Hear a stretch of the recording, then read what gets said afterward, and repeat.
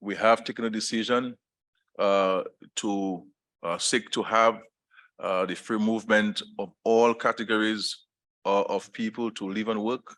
Obviously, there are some legal issues that we have to examine, and we are giving the legal people some months to examine those legal issues and to ensure that we can come to us by 30th of March to take a definitive position on this. And so we understand that there'll be some challenges for some, but we are committed to this. In addition to the free movement, that there will be certain contingent rights that will be associated with the free movement of people. Access to primary healthcare and emergency healthcare, access to basic education, pre-primary, primary, and secondary education.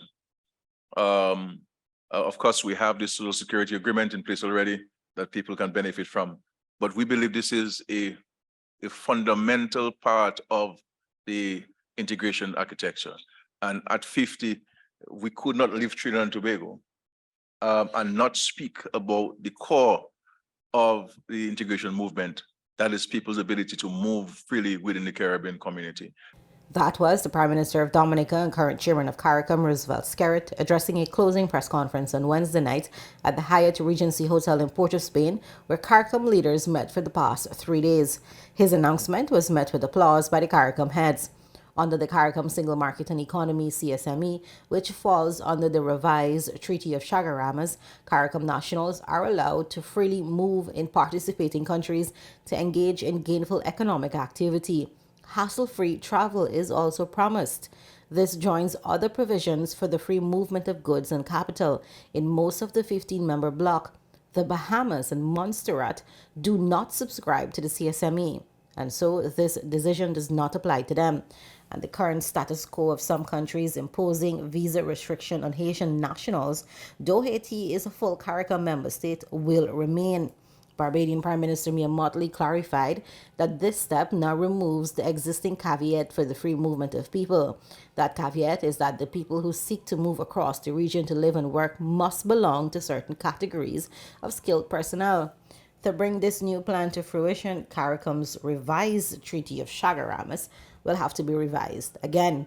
And heads of government decided that they would like to hammer out related legal issues that may constrain the full free movement of people by March 30th, 2024.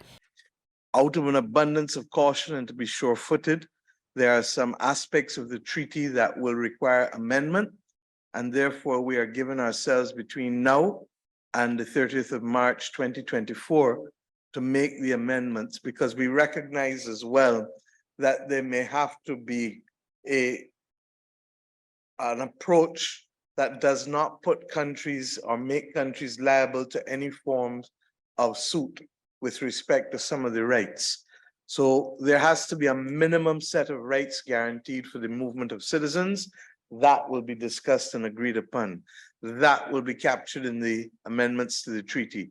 That will also have to be financed, and we're looking at the CARICOM Development Fund as being able to put in place the mechanism to guarantee that each country can bring its minimum level of services up to the acceptable period and level. Because in a very real sense, this is what ordinary people want. And I want to say something. In a region that is underpopulated, and in a region that is facing the most difficult crises, from climate to recovery from pandemic, to debt, to all kinds of other problems, if ever there was a time that we need to come together as one, it is now.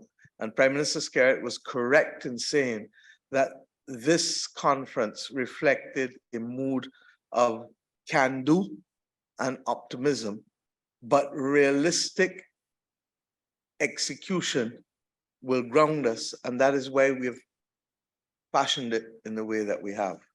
But there are some limitations to the free movement, and Mottley said that the Haitian Prime Minister Ariel Henry has asked for his country to be excused from implementing this decision given the situation in his country. If there are other countries with peculiar circumstances that may require certain carve-outs under the Free Movement Plan, Prime Minister Motley said these will also be addressed. By March, the heads of government are expected to meet for Caricom's annual intersessional gathering for leaders. Next year, the meeting will be hosted in Guyana, with the South American Caribbean nation taking over the chairmanship of Caricom from Prime Minister Skerrit. Reporting for the newsroom, Fariza Hanif.